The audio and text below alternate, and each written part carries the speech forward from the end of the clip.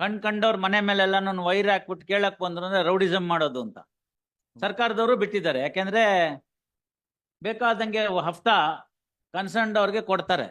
ಅದಕ್ಕೋಸ್ಕರ ಅವ್ರು ಹೇಳಿದ ದುಡ್ಡೇ ನೀವು ಕೊಡ್ಬೇಕಿಲ್ದಾರೆ ನಿಮ್ಮ ಮನೆಗೆ ಟಿವಿ ಕಟ್ಟು. ಹಾವೇರಿನಲ್ಲಿ ಇದೇ ತರ ಕೇಬಲ್ ಕನೆಕ್ಷನ್ ಇತ್ತು. ತಿಂಗಳಾಯ್ತು, ದುಡ್ಡು ಎಷ್ಟಪ್ಪ ಅಂತ ಕೇಳಿದೆ. ಸಾಹೇಬ್ರ ಹತ್ರ ದುಡ್ಡು ತಗೋಬೇಡ ಅಂತ ಹೇಳಿದ್ದಾರೆ. ಯಾಕೆಂದ್ರೆ ಇಂಥ ಎಲೆಕ್ಟ್ರಿಕೇಶನ್ ಕೇಸ್ ಬಂದ್ರೆ ಅಕ್ವಿಟ್ ಮಾಡ್ಲಿ ಅಂತ ನಾನು ಹೇಳಿದೆ. ಅವ್ನು ದುಡ್ಡು ತಗೊಳ್ಳೋದಾದ್ರೆ ಕೊಟ್ಬಿಟ್ಟು ರಸೀಟಿ ಕೊಡ್ಲಿ, ಇಲ್ದರೆ ಕೇಬಲ್ಲೇ ಕತ್ತರಿಸಾಕ್ ಬಿಸಾಕು ಅಂತ. Where is the licence for you to run the cable? Please show that. No, my lords, the prosecution actually in the very purpose case also. No, sir. Cable was yours. No document. Cable was yours. It was not mine, my lords.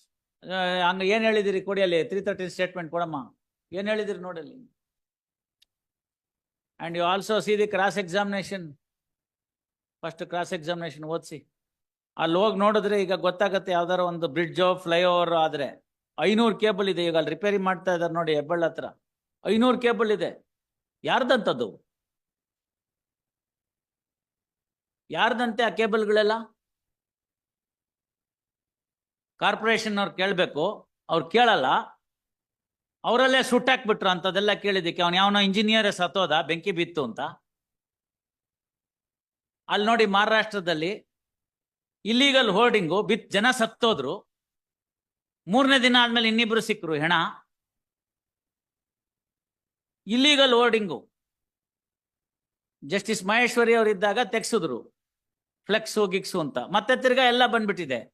ಮೊನ್ನೆ chief justice ಹತ್ರ ಅದೇ ಬಂದಾಗ matter ತಿರ್ಗಾ ತೆಗಿತೀವಿ ನೋಡ್ತೀವಿ ಅಂದ್ರು. ಅಲ್ಲೋ ಹೆಂಗ್ ಮಾಡಿದ್ರಿ ಎಲ್ಲ ಕಿತ್ತಾಕಿದ್ದನ್ನು ಹೊಸದಾಗ ಹಾಕಕ್ಕೆ?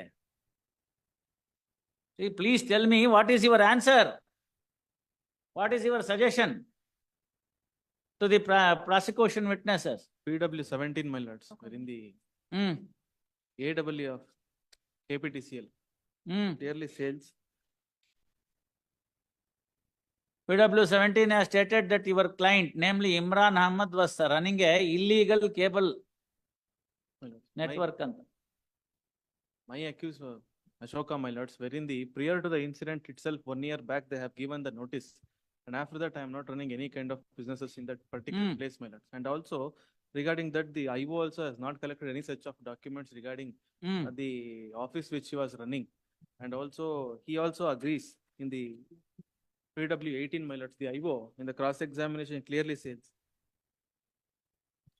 ನೀವು ಹೇಳಿದ್ದು ನೆನೆ 13ನೇ ಪ್ಯಾರಾಗ್ರಾಫ್ 29ನೇ ಪ್ಯಾರಾಗ್ರಾಫ್ ಪೇಜ್ ಇದ್ರೊಳಗಡೆ ನೋಡಿ, ಇಂಕ್ ಪೇಜ್ ಅಲ್ಲಿ 11ನೇ paragraph 13ನೇ page 29ರಲ್ಲಿ. PW 17 Imran Ahmad, junior engineer Chescom, has stated that Ashoka was running a unauthorized cable network.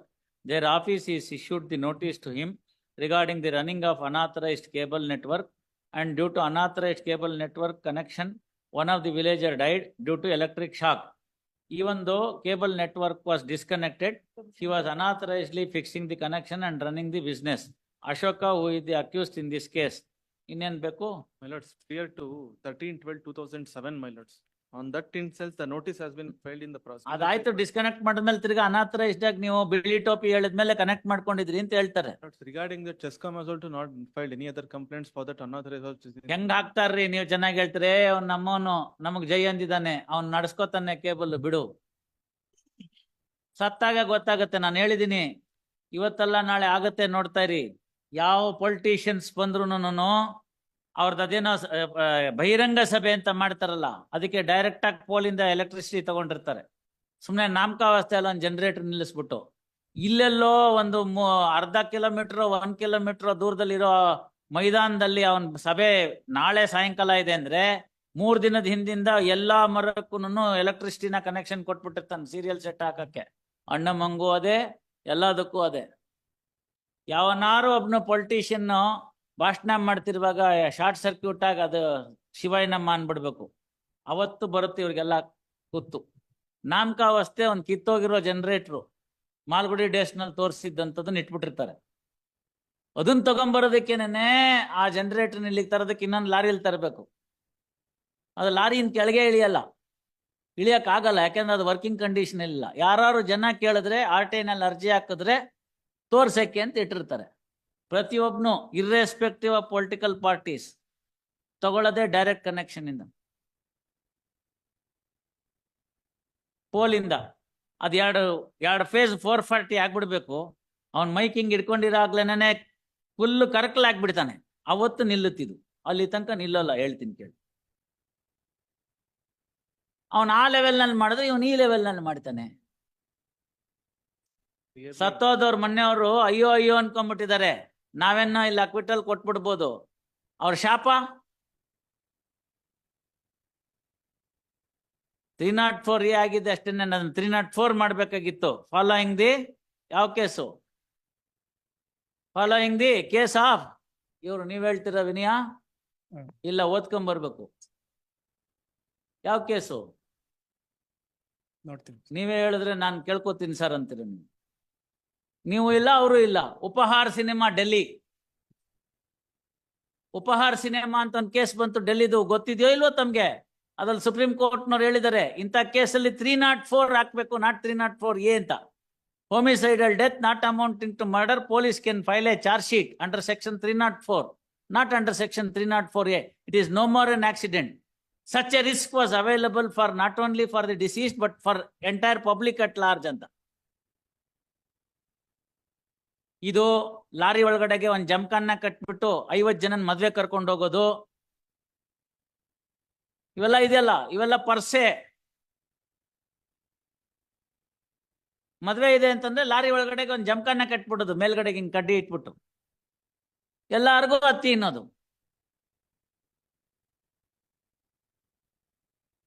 ಹತ್ಕೋತಾರ ಅವರೆಲ್ಲ ಒಬ್ರಾಗಿ. ಅವರು ದಬ್ಬಾಕೊಂಡ್ಬಿಟ್ರೆ ಶಿವಾಯ ನಮಃ. ಹಾವೇರಲ್ಲಿದೆ ನೋಡಿ ಒಂದು ಕೇಸು, 51 MEC ಕೇಸ್. ಅದಕ್ಕೆ ಎಲ್ಲ ಡಿಗ್ರಿ ಆಗಿದೆ, ಯಾರು ಎಕ್ಸಿಕ್ಯೂಷನ್ ಹಾಕಲ್ಲ. ಯಾಕೆಂದ್ರೆ ಕಿತ್ತೋಗಿರೋ ಲಾರಿನ ಮಾಡಿದ್ರೆ ಒಂದು 5 ಲಕ್ಷವೋ 6 ಲಕ್ಷವೋ ಬರುತ್ತೆ.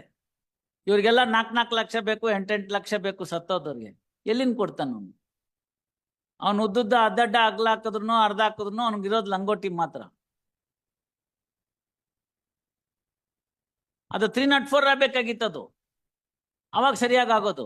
ಇದೇ ಸಿಮಿಲರ್ ಕೇಸ್ ಆಯ್ತು ಧಾರವಾಡದಲ್ಲಿ. Police they filed the charge sheet for 304A. I said I will convert it into 304 ಅಂತ 304 ಮಾಡಿಸಿದ್ವಿ. ಮ್ಯಾಜಿಸ್ಟ್ರೇಟ್ ಕೇಳಿ